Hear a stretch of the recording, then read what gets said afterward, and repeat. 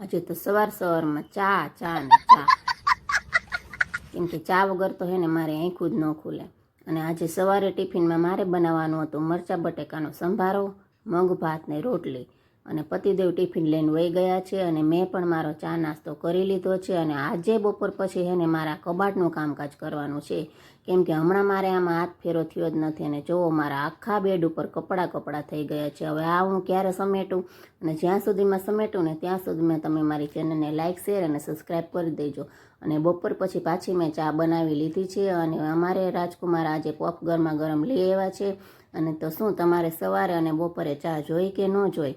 મારે તો સવારે ચા જોઈ અને બપોરે પણ ચા જોઈ, કેમ કે હું મારા ઘરની જ ચા પીઉં છું. કે બહાર જાઉં છું ત્યાં હું ચા પીતી નથી. અને મારી ચા એકદમ મોડી હોય.